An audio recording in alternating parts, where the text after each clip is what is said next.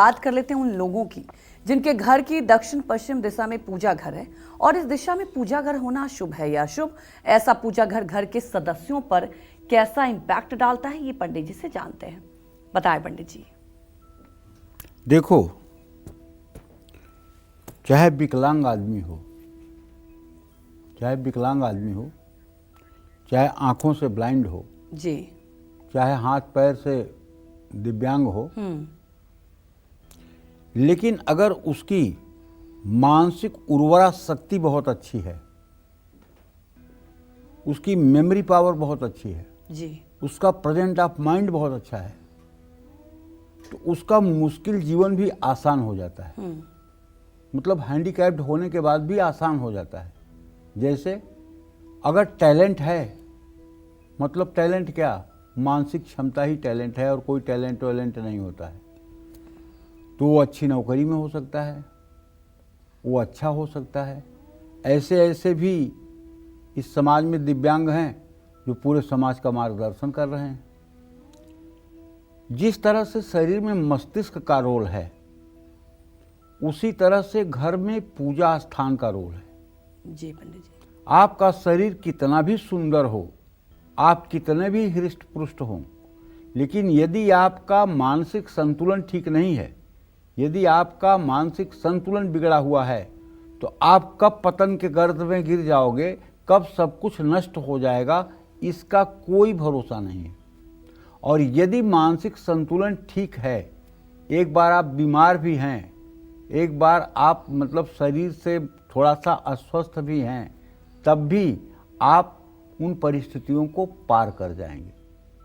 यही रोल जो है हमारे शास्त्रों में घर के मंदिर के बारे में कहा गया है। जी। मंदिर जो है वो मानसिक शांति देने का ऊर्जा केंद्र है। मंदिर में भगवान नहीं मिलते हैं और मंदिर में आकर भगवान नोट छाप करके आपकी परिस्थिति नहीं बदलते हैं।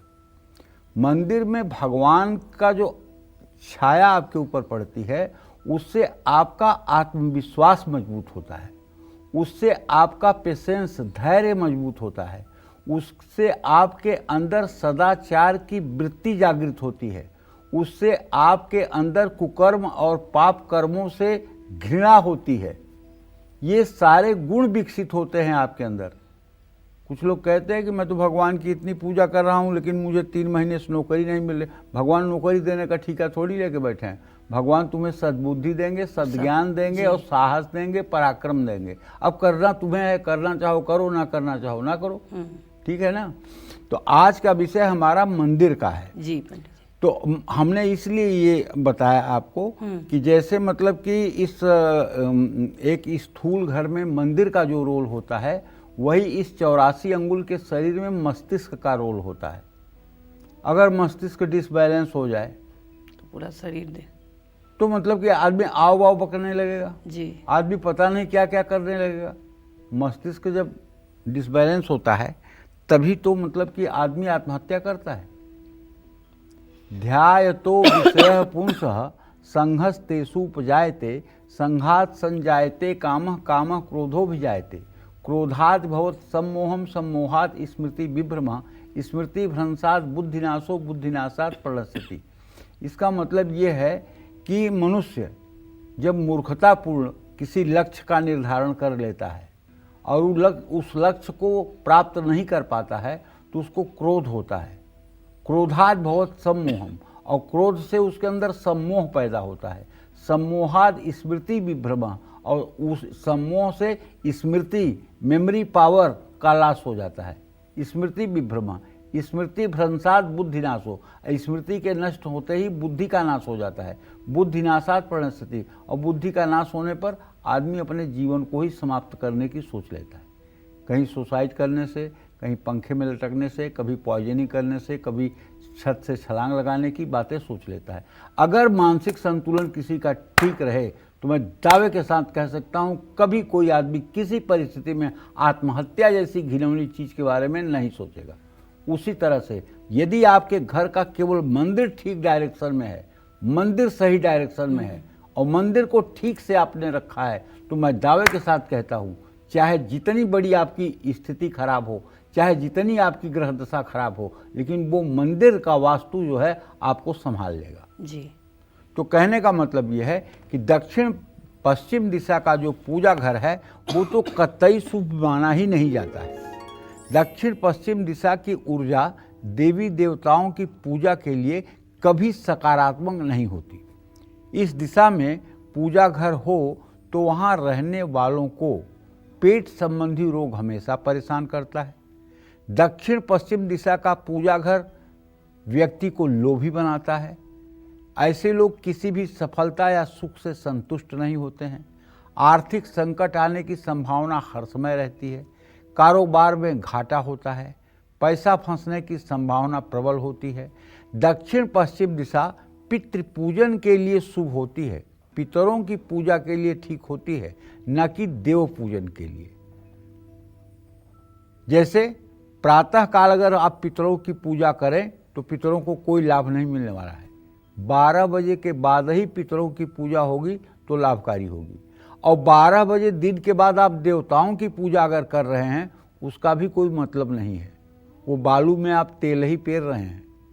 देवताओं की पूजा प्रातःकाल ही फलदायी होती है।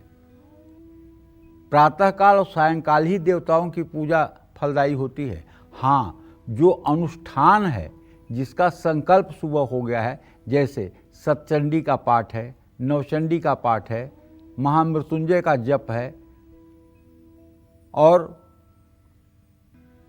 विष्णु सहस्रनाम का पाठ है, इस तरह के अगर कोई अनुष्ठान हैं तो उसमें सुबह से लेकर के और शाम तक पूजा चल सकती है, उसमें कोई दोष नहीं लगता है, क्योंकि पूजा का प्रारंभ प्रातः हो चुका है। तो कहने का आशय हमारे इतना है कि हर चीज अगर समय से और शास्त्र के अनुसार किया जाए तो लाभ मिलेगा। 16वें अध्याय के 24वें श्लोक में कहते हैं कि शास्त्र के अनुसार तस्मात् शास्त्र प्रमाणेषु कार्य व्यवस्थितौ। अगर शास्त्र के प्रमाण के अनुसार कार्य को व्यवस्थित तरीके से किया जाए तो कभी दुख नहीं मिलता है, कभी विषाद नहीं मिलता है, कभी शोक नहीं होता है। ये बात ध्यान में रखना चाहिए। वास्तु केवल एक ऐसी मनगढ़ंत कहानी नहीं है कि वास्तु में यहाँ किचन होना चाहिए, यहाँ बाथरूम होना चाहिए, यहाँ सीढ़ियाँ होनी चाहिए, यहाँ पूजा घर होना चाहिए, यहाँ बेडरूम होना चाहिए, यहाँ बैठक होनी चाहिए, यहाँ भोजन करने का स्थान होना चाहिए।